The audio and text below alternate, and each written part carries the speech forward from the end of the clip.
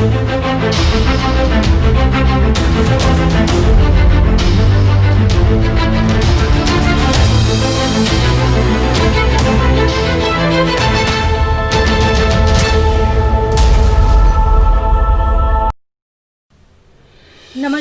Next generation news channel में आप सभी का स्वागत है। मैं सपना।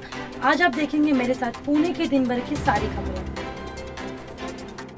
पुणे जिले में कोरोना रोगियों की संख्या 1245 के पार। कल 1245 ताजा कोरोना वायरस पॉजिटिव होने के साथ पुणे जिला में कोविड मामलों की कुल संख्या 29,844 तक पहुंच गई है। साथ ही 1000 से अधिक मरीजों को अस्पतालों से छुट्टी मिल गई, जबकि 21 लोगों की मौत हो गई। जिला स्वास्थ्य अधिकारी डॉक्टर भगवान पवार ने कहा कि कुल 29,844 मरीजों में से 18,395 को अस्पतालों से ठीक कर छुट्टी दे दी गई है, जबकि 890 लोगों की मौत हो गई है। अभी भी 10,536 सक्रिय रोगी हैं, जिनमें 403 गंभीर रोगी भी शामिल हैं। ज़्यादातर मरीज पुणे नगर निगम क्षेत्र से हैं।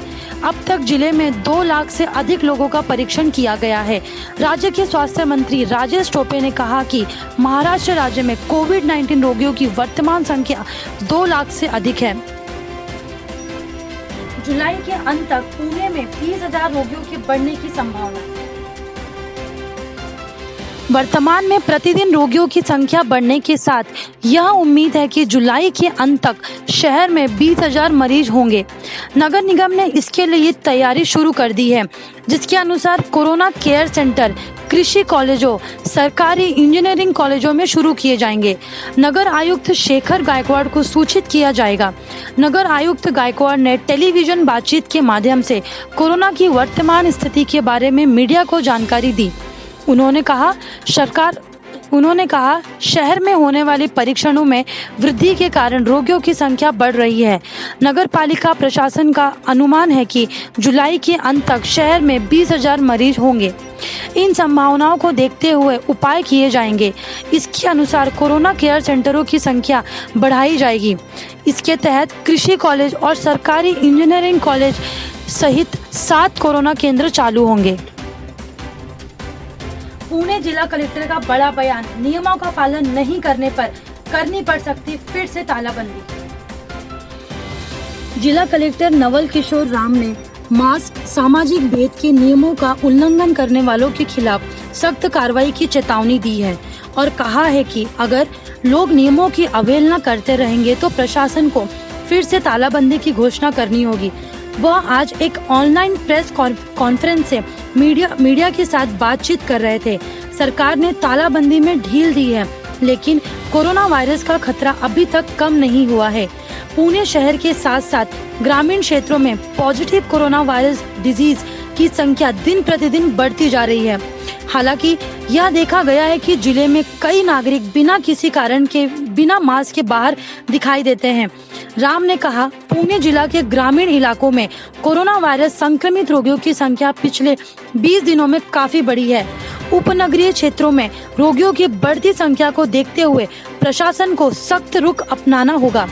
यदि जिले के किसी भी गांव में 5 से अधिक कोविड पॉजिटिव रोगी पाए जाते हैं तो पूरे गांव को एक प्रतिबंधित क्षेत्र घोषित करना होगा। उन्होंने आगे कहा कि यह भी पाया जाता है कि कई क्षेत्रों में शादी समारोह में भीड़ होती है और लॉकडाउन और सामाजिक भेद के किसी भी नियम का पालन नहीं किया जाता है। उन्होंने कहा कि इस संबंध में दस्तों का गठन किया गया था और इसमें शामिल लोगों के खिलाफ कड़ी कार्रवाई की जाएगी। पुणे के छात्रों ने महज 10 मिनट में बनाया मोबाइल कार को साफ करने का डिवाइस। काफी समय से अब तक हम सभी कोविड की वृद्धि दर, हॉटस्पॉट, मंदी के बाजार के पागल ग्राफ में डूबे हुए हैं। घर में रहने और सुरक्षित रहने से लेकर सरकार अब सभी को मजबूत रहने और सुरक्षित रहने की सलाह दे रही है। केवल हाथों की सफाई ही पर्याप्त नहीं हो सकती, आप उनमें क्या ले जाते हैं यह भी स्वच्छता होना चाहिए। जबकि हाथों को साफ करने और स्वच्छता बनाए रखने के लिए हैंड सैनिटाइजर, साबुन का उपयोग सुनिश्चित करने के लिए है, लेकिन फिर उन सभी गैजेट्स के बारे में जो हम ऑफिस में लगातार इस्तेमाल करते हैं, विशेष रूप से मोबाइल फोन या पेन या स्टेपलर, यहाँ तक कि माउस और कीबोर्ड। सामाजिक दूरी बनाए रखने के लिए निकटता अलार्म के रूप में सरल सेंसर का सही मायने में अभिनव अनुप्रयोग और S95 मास्क प्रदान करने के लिए सामाजिक उद्यमिता और आपूर्ति श्रृंखला प्रबंधन के शानदार मिश्रण के बाद छात्रों ने SIBM पुणे के MBA UV सैनिटाइजर और एयर प्यूरिफायर एल क्लियर के साथ एक नवीन साइड टेबल को डिजाइन करके और बनाकर इस अवसर पर फिर से बढ़े, जिसका उपयोग मोबाइल फोन, कार की चाबियां, पर्स, पाउच को साफ करने के लिए किया जा सकता है। 10 मिनट उनके उत्पाद में HEPA मानक एयर फिल्टर है और उनके उत्पाद का परीक्षण और प्रयोगशालाओं के एक US मुख्यालय अनुसंधान और परीक्षण निकाय द्वारा प्रमाणित किया जाता है। महाराष्ट्र में पुणे सहित अन्य राज्यों में आवास के लिए होटल खोलने की अनुमति। 3 महीने के बाद महाराष्ट्र सरकार ने होटल और अन्य संस्थाओं को ठहरने की अनुमति प्रदान की है, जिसमें आवास, अतिथि गृह आदि शामिल हैं, जिनमें प्रवेश क्षेत्र के बाहर प्रतिबंधित प्रवेश के साथ है। ये प्रतिष्ठान 33% क्षमता पर निर्दिष्ट शर्तों के बाद काम करेंगे। राज्य के मुख्य सचिव अजॉय मेहता ने मिशन स्टार्ट अगेन फेज 5 के लिए आज इस संबंध में आदेश जारी किया और यह 8 जुलाई से प्रभावी होगा। संगरोध सुविधाओं के लिए उपयोग की जा रही ये संस्थाएं तब तक उपयोग की जाती रहेंगी जब तक कि जिला या नगर पालिका प्रशासन द्वारा अन्यथा निर्णय नहीं लिया जाता। इसी प्रकार जिला नगर पालिका प्रशासन द्वारा संगरोधित सुविधा के लिए कुछ हिस्सा अप्रयुक्त क्षमता का भी उपयोग किया जा सकता है। ये इकाइयां 29 जून 2020 के आदेश के प्रावधानों के अधीन होंगी, जिसमें संबंधित जिला कलेक्टरों या नगर निगमों के आयुक्त अनुमत गैर जरूरी गतिविधियों पर निर्दिष्ट स्थानीय क्षेत्रों में सामान्य उपायों और प्रतिबंधों को लागू कर सकते हैं। इस साल स्कूल के छात्र सीखेंगे भगवान श्री गणेश की ऑनलाइन मूर्ति बनाने की प्रक्रिया।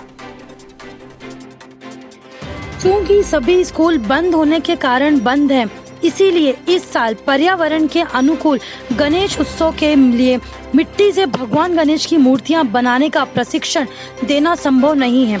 इसलिए एक समाधान की तलाश में पर्यावरण संरक्षण संघ ने छात्रों को गणेश प्रतिमा बनाने के लिए ऑनलाइन प्रशिक्षण प्रदान करने की योजना बनाई है। गेहूं या शरबत के आटे की मदद से गणेश प्रतिमा बनाने का निर्देश फेसबुक वीडियो के माध्यम से दिया जाएगा। इको फ्रेंडली गणेश उत्सव के लिए ECA शहर के स्कूलों में हर साल मिट्टी से गणेश की मूर्तियां बनाने का प्रशिक्षण देती हैं। हालांकि चल रहे कोरोना वायरस लॉकडाउन के कारण यह वर्ष स्कूल बंद है।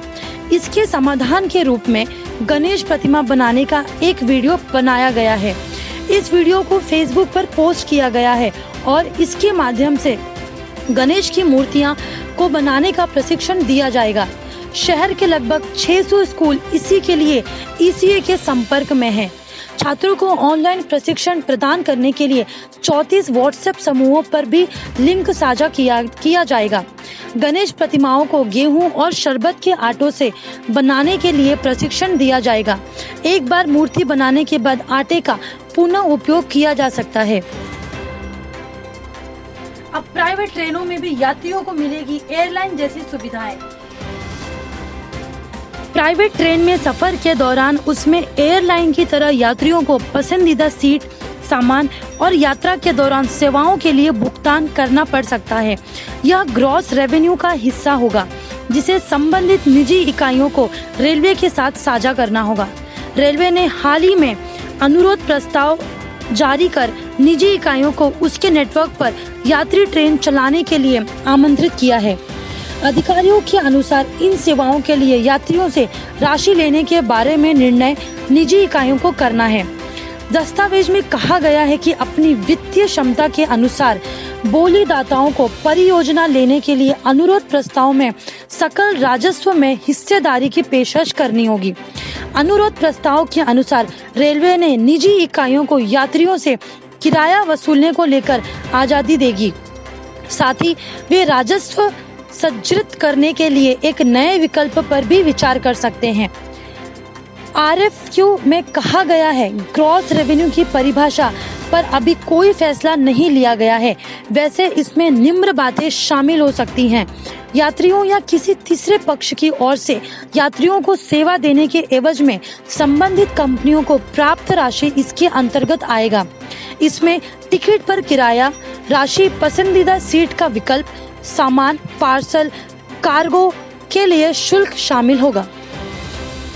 भारत की पहली कोरोना वैक्सीन कोवैक्सीन का ट्रायल शुरू। कोरोना वायरस की वैक्सीन आखिर कब आएगी? साल 2020 में यह सबसे बड़ा सवाल बनता जा रहा है। दुनिया भर के वैज्ञानिकों के साथ साथ भारत की कंपनियां भी इसकी खोज में जुटी हैं। फिलहाल भारत के 2 टीके ह्यूमन ट्रायल तक बढ़ चुके हैं। फिलहाल जिस वैक्सीन की चर्चा सबसे ज्यादा है उसका नाम कोवैक्सीन है। इसे भारत बायोटेक ने ICMR के साथ मिलकर बनाया है। अगले हफ्ते से इसका क्लिनिकल ट्रायल शुरू हो सकता है। कोवैक्सीन के पहले 2 क्लिनिकल ट्रायल के लिए 1100 लोगों का नाम तय किया गया है। पहले फेज का ट्रायल अगले हफ्ते यानी 13 जुलाई के बाद किया जाएगा। दुनिया के साथ साथ भारत के वैज्ञानिक भी कोरोना की दवाई खोजने में जुटे हैं। आपको बता दें कि भारत के 6 कंपनियां कोरोना टीका बनाने पर काम कर रही हैं। दुनिया भर में केवल 11 वैक्सीन ऐसी है जिन्हें ह्यूमन ट्रायल की मंजूरी मिली है। फिलहाल सबसे ज्यादा चर्चा कोवैक्सीन की है। भारत में कोरोना के मामले 7 लाख के पार, महज 4 दिन में मिले 1 लाख केस। देश में एक दिन में कोरोना वायरस के मामलों में बड़ी उछाल आने के बाद सोमवार को भारत में कोरोना वायरस से संक्रमण के कुल मामलों की संख्या 7 लाख के पार चली गई। सिर्फ 4 दिन पहले देश में संक्रमित की संख्या 6 लाख पहुंची थी। देश में संक्रमण से 20,000 से अधिक लोगों की मौत हो चुकी है और सोमवार को कोविड-19 की जांच की संख्या भी 1 करोड़ से अधिक हो गई। केंद्रीय स्वास्थ्य मंत्रालय की ओर से सोमवार को सुबह जारी किए गए आंकड़ों के अनुसार एक दिन में कोविड-19 के 24,000 से अधिक मामले सामने आए, जिसके बाद कुल मामलों की संख्या बढ़कर 6 लाख से अधिक हो गई। मंत्रालय के अनुसार कोविड-19 से 425 और लोगों की मौत होने के बाद इस महामारी से मरने वालों की संख्या 19,000 से अधिक हो गई है। बहरहाल भारत में कोविड-19 के मामले 7 लाख से अधिक हो गए हैं, जबकि मृतकों की संख्या 20,000 से अधिक हो गई है। इन आंकड़ों को संबंधित राज्यों और केंद्र शासित प्रदेशों की तरफ से मुहैया करवाए गए आंकड़ों को जोड़कर तैयार किया गया है। देश में लगातार चौथे दिन कोरोना वायरस के संक्रमण के 20,000 से अधिक मामले सामने आए हैं। भारतीय रेलवे ने रखा सौर ऊर्जा से ट्रेन चलाने का लक्ष्य। भारतीय रेलवे विश्व की पहली ऐसी रेल ट्रांसपोर्टेशन संस्था होगी जो अपनी ऊर्जा जरूरतें स्वयं पूरी करेगी। सोलर एनर्जी से चलने पर रेलवे ग्रीन रेलवे तो बनेगी ही, आत्मनिर्भर भारत के लक्ष्य में भी एक बड़ा योगदान करेगी। इस वक्त भी हमें अपने विभिन्न सोलर प्रोजेक्ट के माध्यमों से रेलवे ऊर्जा संरक्षण में अग्रणी भूमिका निभा रहा है।